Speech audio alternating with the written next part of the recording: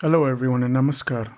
Today's discourse is titled The Coming of Taraka Brahma, and it is the 12th discourse in a compilation titled Who is the Real Guru? Now before I start, on a side note, in this discourse Baba uses the term tempest eternal and sometimes just uses the word tempest by itself.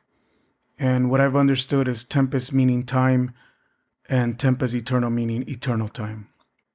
Last night during DMC, I said that neither the tempest eternal, nor nature, nor fate, nor accident, nor the quinquelemental factors are the causal matrix, and therefore they cannot be accepted as the object of ideation. Not only that, they are not perfect in themselves. But even if these entities come in tactual proximity with one another, even under such circumstances, they cannot be accepted as a goal of human life. You see, if the tempest eternal comes in very close proximity with nature, even then we get nothing concrete, nothing adorable.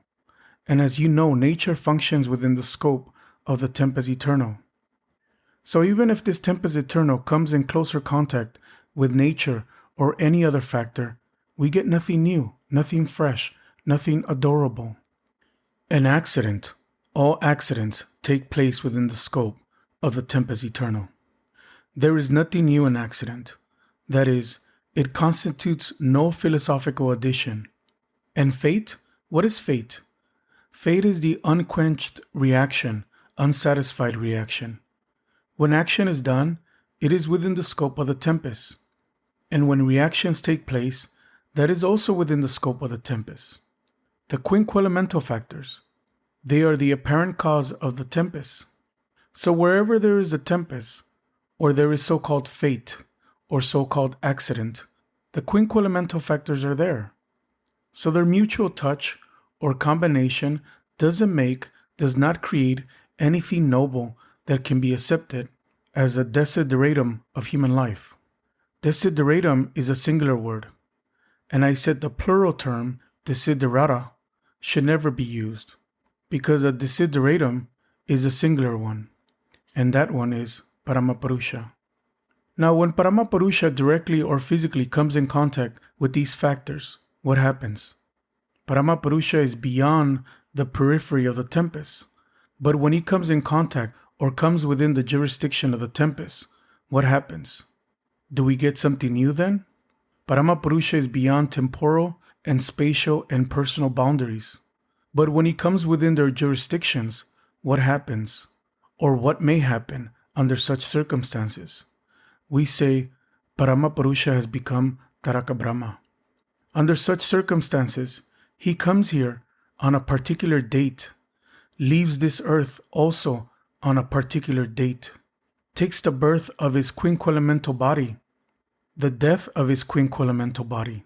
This we find, and as you know, as the hub of the universe, he is an impersonal entity.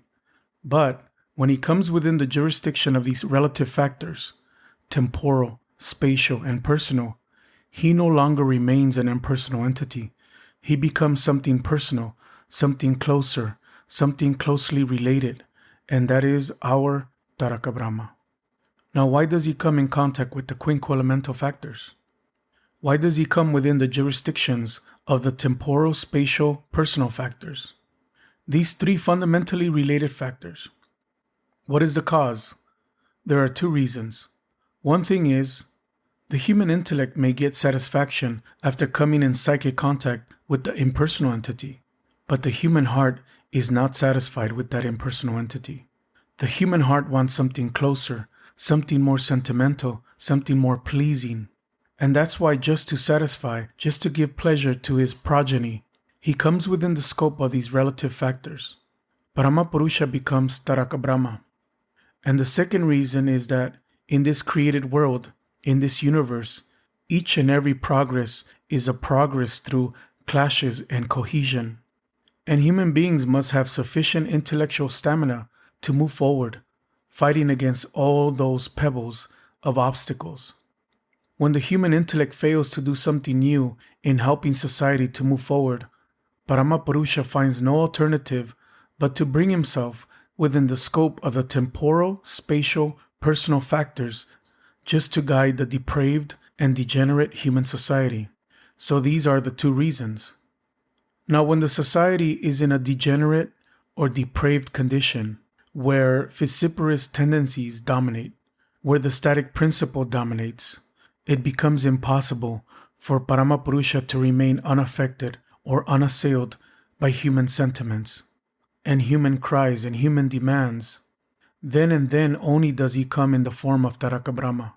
Taraka means the liberator, and that Taraka is the Baba of the created world. For him, devotees sing Bhavanam Kevalam. May 13th, 1979, Fish, Switzerland. Thank you.